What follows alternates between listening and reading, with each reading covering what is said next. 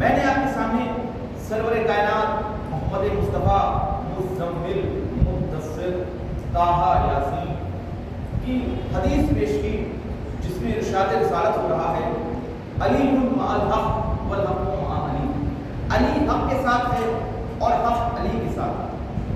دیکھیے سچ اور حق میں فرق ہوتا ہے، سچ الگ چیز ہے، حق الگ چیز ہے۔ ایک کافر اگر کہہ رہا ہے کہ دو کو چار ہوتے ہیں تو یہ سچ بول رہا ہے، لیکن آپ یہ نہیں کہہ سکتے کہ کافر حق پر ہے۔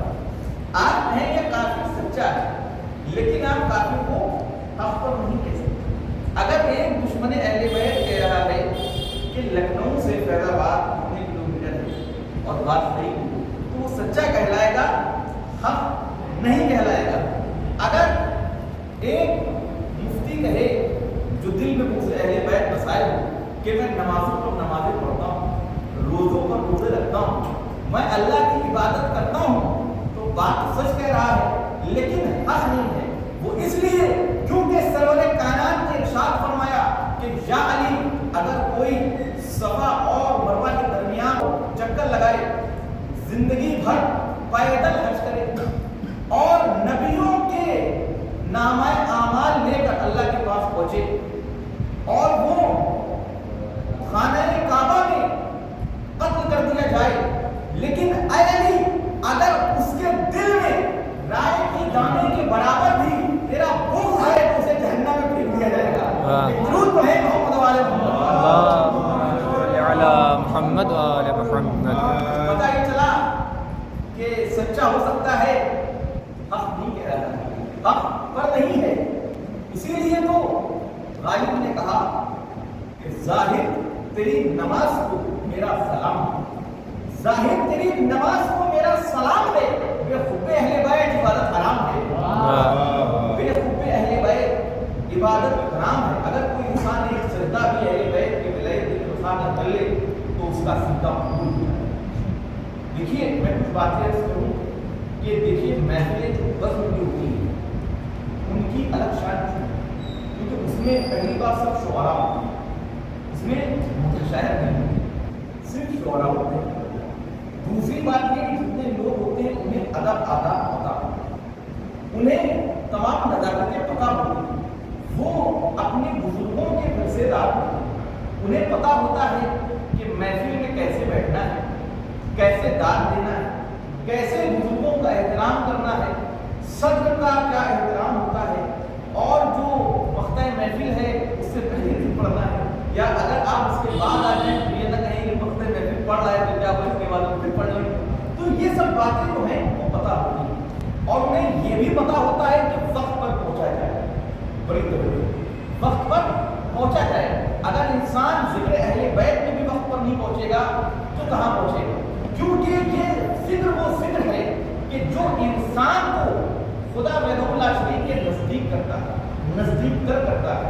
تو جو وقت کی محفلیں ہوتی ہیں وہ محفلیں ادب بچائے ہوتے ہیں، لٹریچر بچائے ہوتے ہیں، ورنہ آپ قصیدہ پڑھ دیجیے تو ان کو یہی نہیں پتا لوگوں کو کہ یہ قصیدہ ہے کہ منقبت ہے، یہ سلام ہے یا کیا ہے۔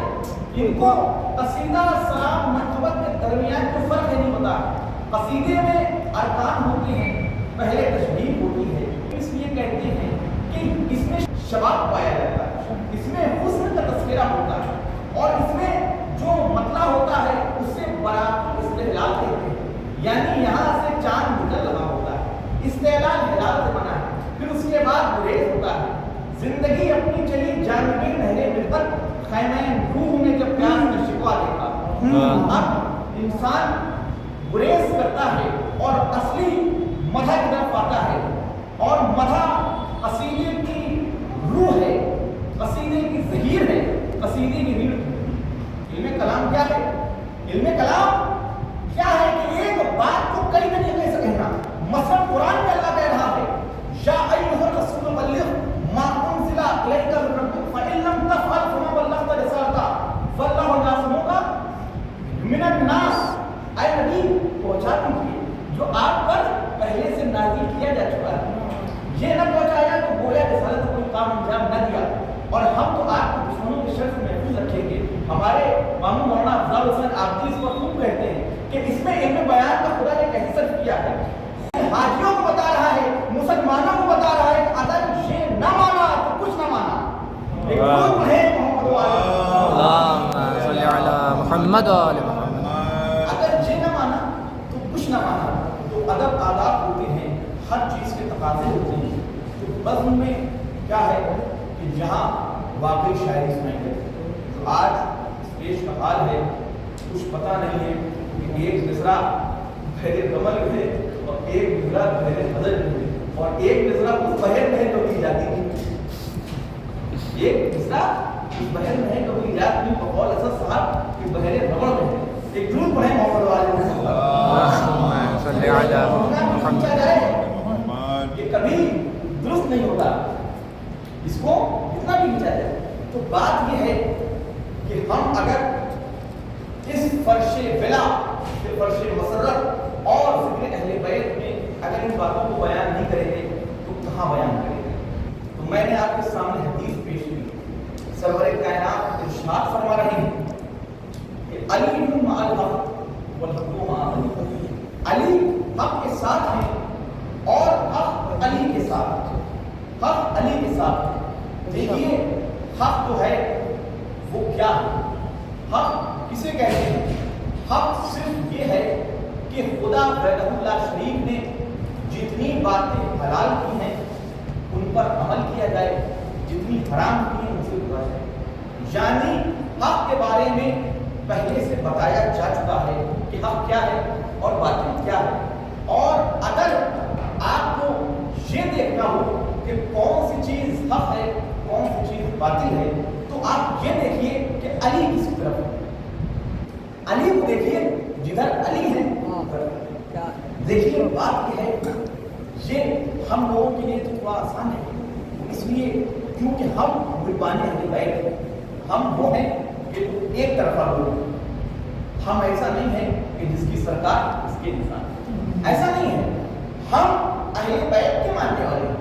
کچھ لوگ کہتے ہیں ہم اہل بیت کو بھی مانتے ہیں، دیکھیے آپ کو بھی مانتے ہیں ہم کو ہی مانتے ہیں، بس اتنا فرق ہے۔ ہم ایمان کی باتیں کرتے ہیں، ہم حق کی باتیں کرتے ہیں، لیکن یہ مسئلہ ہم لوگوں کے لیے آسان ہے، لیکن منافق نما مسلمانوں کے لیے مشکل تھا، کیونکہ دو لشکر ہیں، ایک طرف داماد رسول، ایک طرف زوجہ رسول۔ اب مسئلہ یہ ہے کہ داماد رسول اکبر ہے کہ زوجہ رسول اکبر ہے۔ اب جن کو رسول کی یہ حدیث پتہ تھی کہ علی مع الحق والحق مع علی، وہ ادھر آ گئے، اور جن کو شک تھا وہ ادھر چلے گئے۔ جب ادھر چلے گئے تو کیا ہوا؟ نعرہ حیدری یا علی، نعرہ حیدری یا علی، مولا علی کے دشمنوں پر لعنت، بے شمار، نعرہ صلوات۔ اللہ حق جو ہے وہ علی کے ساتھ، جدھر علی ہے ادھر ہی رہا۔ اب غدیر میں کیا ہوا؟ سوالات حاجیوں کے درمیان رسول نے کہا کہ اب یہاں پر ٹھہر جاؤ، یہاں پر ٹھہر جاؤ، کیونکہ میں زیادہ طویل گفتگو نہیں کروں گا، اور یعنی جو محافل میں تقریر ہوتی ہے اس سے زیادہ طویل گفتگو کرنا نہیں چاہیے۔ تو میں نے کیا کہا کہ رسول نے سب کو روکا، جو پیچھے رک گئے تھے ان کا انتظار کیا، آ جائے، اور یہی کہا کہ کیا تمہارے نفسوں پر تم سے زیادہ قدرت نہیں رکھتا ہوں، اختیار نہیں رکھتا ہوں؟ رسول نے کہا کہ تم ممبر بناؤ، تم ممبر بناؤ۔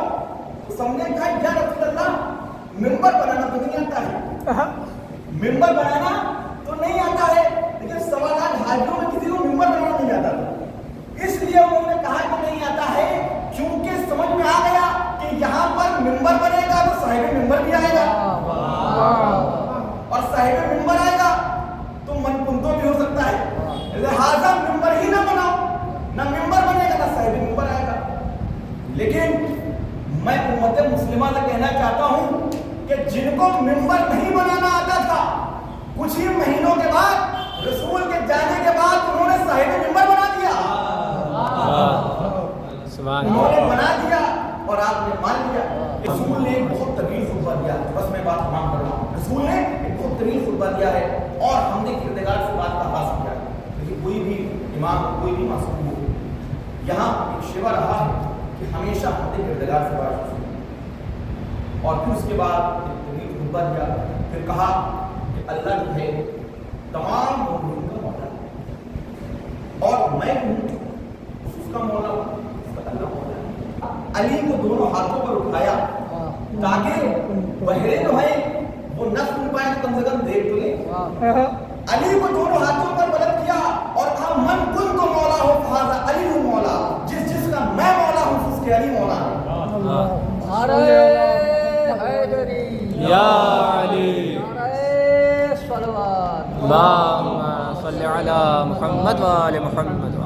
اس کے بعد ایک جشن ہوا، اس کے بعد ایک جشن ہوا اور حسان بن ثابت نے فی البدی کو سجا سنایا مولا نے۔ آپ نے یہاں تک سنا ہوگا، میں آپ کو بتاتا ہوں کہ 200 شعراء نے فی البدی کلام کہا۔ 200 شعراء نے منقبتیں دیتے ہیں، منقبت تو ہم لوگ سہل بیان ہیں، آسان لفظ ہوتے ہیں، ہم لوگ منقبتیں کہہ لیتے ہیں 2-4 شعر، ان کو منقبت سے کیا لینا دینا، وہ تو قصیدہ کہنے والے لوگ تھے۔ 200 شعراء نے فی البدی قصیدہ کہا اور کہا یا نبی اللہ اب ہم چاہتے ہیں کہ سنائیں۔ دیکھیے کیا شعراء رہے ہوں گے جو ممدوح کو اس کی مدح سنا رہے ہیں، اور یہاں کیا ہوتا ہے کہ صاحب 4 قصیدے پڑھ دیے گئے، چہرے پر 12 بج جاتے ہیں، یعنی 4 قصیدے پر 12 بج جاتے ہیں۔ وہاں کیا ہوا کہ 200 قصیدے رسول اللہ نے سنے اور سب کو داد دی، سب کو نوازا، لیکن اسی میں کچھ لوگ ایسے بھی تھے جو صرف بخیل بخیل کہہ رہے تھے، بخیل بخیل کہہ رہے تھے۔ بس میں 4 مصرے پڑھ کر اپنی تقریر تمام کر رہا ہوں کہ دہلیز مرتضیٰ ہے ہماری جبین، دہلیز مرتضیٰ ہے ہماری جبین ہے، سجدہ قبول ہونا ہے کامل یقین ہے، سجدہ قبول ہونا ہے کامل یقین ہے۔ مجھ سے کوئی نہ پوچھے گا ان کا خلافہ کون تھا، پہلے والا تھا، اب میں شعر پڑھ رہا ہوں، سجدہ قبول ہونا ہے کامل یقین ہے، بخیل بھی کہہ رہا ہے سقیفہ بھی ذہن میں، بخیل بھی کہہ رہا ہے سقیفہ بھی ذہن میں۔ ابن قحافہ دیکھیے کتنا مہین ہے، واہ